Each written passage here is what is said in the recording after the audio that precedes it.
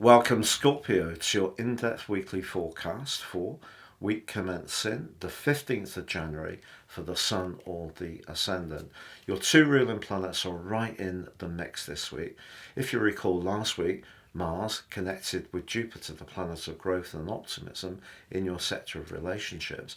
There may have been a very powerful conversation you enjoyed, perhaps a very successful one, and that good vibe, that upbeat energy is still with you this week, with those two still pretty close, within 3 degrees of the exact trine, one of the most enabling angles in astrology. Mars, of course, is very much about thrust and desire in your case, in terms of its rulership of your sign, but it's in your third house, the expression of ideas. Mercury's there as well, the planet that's very much to do with talk and thought. But Mercury's in a drier link, but with Saturn. Saturn in the fifth house may have been testing out a romantic relationship since March the 7th, but certainly if you've been taking your talents seriously and working hard at them, something's shaping up which is giving you a great sense of satisfaction. If you do need to tell somebody about something that's important, what you say is what you mean, and people will take notice of you. But the enthusiasm, drive, and passion of Mars and Jupiter is there to support the cooler, more analytical energy of Mercury's fine link to Saturn.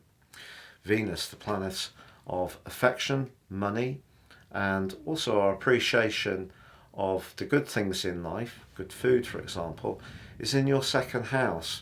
And so since the end of last year, it's possible that you have found it a little bit difficult to stop enjoying some of the extravagances that lit up the Christmas period. Or if you've started a diet, temptation may have crept up on you at times. If you've resisted that, you've done brilliantly well. But Venus is in a square with Neptune. This is an aspect that can see us enchanted by somebody. Somebody could be enchanted by you and the more sultry side of your nature. But Neptune is very subtle, but has an ability to alter our perceptions. I don't think it's the best of time to have a punt, to be too speculative or risk-taking with your resources, or to spoil anyone that you really like. Get to know anyone new a little more. The quarter moon on Thursday is in the practical zone for you of house 6, but in the fiery sign of Aries, which, like you, is ruled by Mars. So the 3, 6, third house, Capricorn, Sun, 6th house, that could see you towards the end of this week wanting to really be very productive, crack loads into the second part of the week. But it's important not to try and bite off more than you can chew, particularly around any desire to catch up on outstanding domestic or do-it-yourself tasks, because it could be a little bit overwhelming. You could feel a bit tense.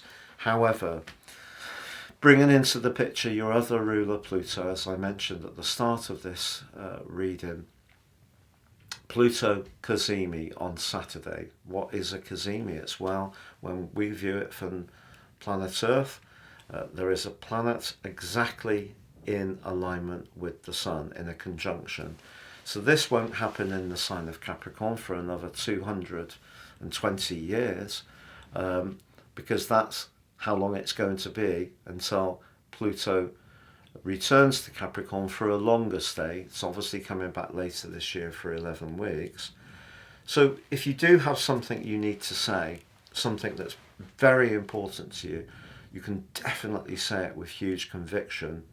You can also think back to 2008 and think how your relationships with neighbours, siblings, your belief systems, the knowledge you've had, your attitude to transport, connections in general with people have been hugely altered, for good or bad, and it can be quite a poignant moment. But later on Saturday, the Sun moves into your 4th house. It's joined by Pluto on Sunday.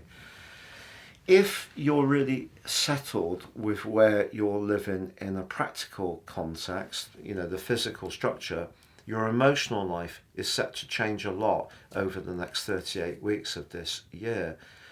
not necessarily the personnel, it's more you're a water sign, but you can be quite guarded about sharing how you really feel about things. You can be very pointed in your observations about other people, but maybe you're going to find some big shifts going on in terms of your relationship to your inner world, your understanding of what makes you tick. The whole idea of nurture is going to become more attractive to you.